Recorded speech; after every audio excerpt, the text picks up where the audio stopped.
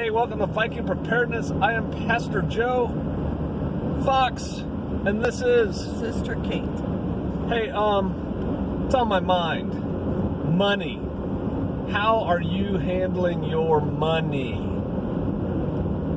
Money is a tool, and tools can be used for good, bad, or indifference. You can misuse a tool.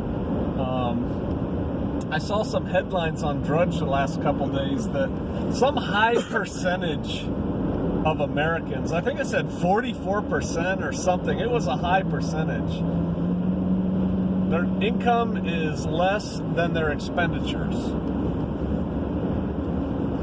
And then I saw another thing on, look at these buzzards in the road. Oh yeah, there's something fresh right there. Then I saw another headline that said there's some kind of loan now that one can get. I tried to read it, it just took too long to get to the point. It seems to me similar to a signature loan, but they give it to subprime people, meaning people who don't have any business getting a loan, and it's like 100% interest.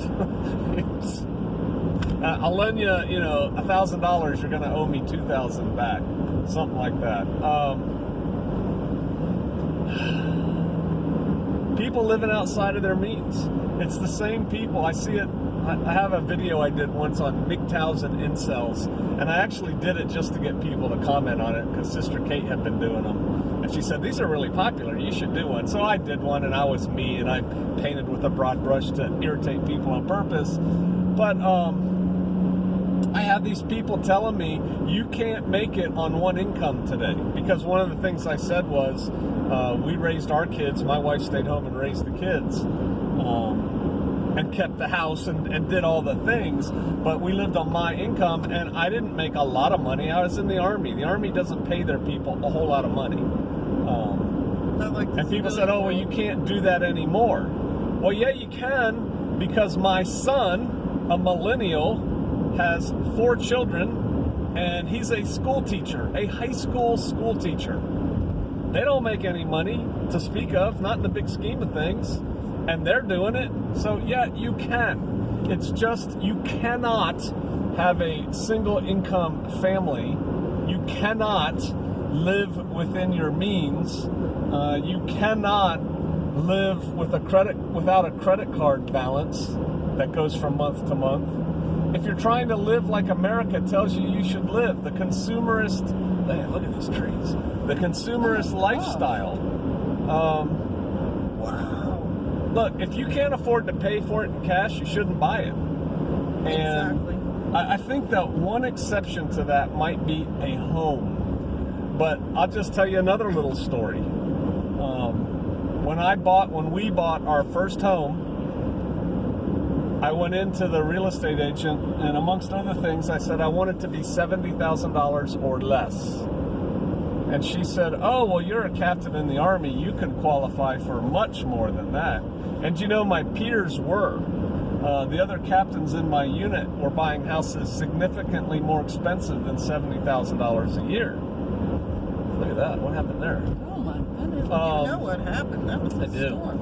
Tons of trees. No, I knew how much I wanted to pay a month, and I wanted to live within my means. And so we did that. We bought a tractor recently, Jack, and we saved twice for a long time. 7 years. Until we could afford to buy Jack in cash. And we didn't buy him in cash. We got a loan. But what we did is we took that, and the reason we got a loan is because we get better insurance, better rate on the insurance for the tractor, which is comprehensive. If anything happens to it, they'll replace it or fix it. And I figured for the first year, we want that insurance. And I said, well, what's the insurance without a loan? And it was a lot more. And so we got a 0 interest loan, and we put the money into a separate account just for that tractor. So anytime I want, we can pay off that tractor. So it's a debt, but it's not a real debt. And we have credit cards that we use, but every month when that bill comes due, we pay off the entire thing. We're not carrying debt on that. We're not paying interest on that. 36% interest is not a deal. No. And I tell people of the Shofarians who have some financial issues, if you carry a balance from 1 month to the next on your credit card, you need to throw your credit card away. Don't use it at all anymore until you pay that balance off and until you can pay it off when the bill comes due. Then it's a fine way. You can get gas or do anything. People say use debit cards. I've never used a debit card. But y'all got to live within your means. Or you who say, I can't make it. You can make it. It's just you can't make it and have everything that you want. I want it. I need it. Look at homeless people. We laugh. There's so many homeless people around here that are all like 30 years old, you know, prime working age, and they're begging. Wow. Oh my gosh. We're looking at storm damage. They're begging for money on the corner. And then I saw a pack of smokes was like $7. They all smoke. They all have dogs that they feed. And it's like, okay, how much money are they getting a day? It's not as much as you make at your job, I'll tell you that. And they're making it. They're not making it well, I know. They live in a tent outside of Walmart. But my point is, you don't need all that stuff you think you need. Car payments are stupid. If you're making car payments, you're a knucklehead. You're a knucklehead. Just go buy the car. I can't afford a brand new car. Then don't buy a brand new car. Buy a used car. Learn how to work on cars. Yeah. Debt is bondage. And debt is what keeps so many people from living the lifestyle they think they want to live as a homesteader or neo-pioneer or off-grid or come out of her my people, and you know I've got to keep this job right now that pays me all this money in the built-up areas because I have all this debt and I have this lifestyle that demands that I spend money on frivolous things. I mean, look at my coat. I don't care. Now, granted, this is workwear that we wear mostly around the place. We are in our work clothes. We're in our work clothes, and we went to help a sister out, and then we decided we needed to make a quick run into town, and I said, well, I don't really have my going to town clothes on. Today we will be the people of Walmart. We'll be those people, yeah. But my point is, please live within your means. Dave Ramsey is on the radio, talk radio. He's a financial guru, planner kind of guy. If you listen to him for a year on the radio, you know everything he's going to say when people call up. Man, he has some really good ideas. Yep. He really does. Live frugally, live within your means. My father taught me live beneath your means so that you're always saving money. No matter what, save money. If you only get paid $100 for today's work, save $10 of it. Supposed to give $10 away in tithes too, but that's another subject for another time. But live beneath your means. Don't say, well, I got $100 today, what can I spend $100 on? You're never going to get anywhere that way.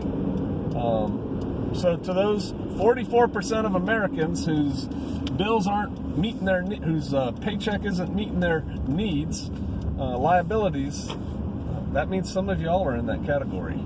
Fix yourself. I'm interested in the comments. I'll probably respond to comments where people give me a reason why they can't do that. Gordian knot, baby. Whew. All right. Do you have anything to add, sweetie? I'm sorry. Sure. When I was growing up, my mom refused to get a credit card. She had a checking account, and if she didn't have the money to pay for something, she didn't buy it. There's a thought. If you don't have the money for it, don't buy it. Yeah. The one exception I make is for a home, but then you should buy a modest home. Modest is one of those words. It means different things to different people, but for your needs, you should buy a modest home and then pay it off as quickly as you can. Absolutely. And then you can do things like go out to the country and buy land because you have money. Mm-hmm. All right. I want you all to do well. I want you to be able to do the things you want to do. And in today's day and age, that does take some money, but most people have more than enough money. They just need to manage it better. Right. Do you ever get to the point where you do your taxes, tax time's coming up, and you look at your gross income and you're like, where the heck did that all go? Look Yeah. at your big screen TV and then rip it right off the wall. Get rid of that thing. All right. We'll see you out there.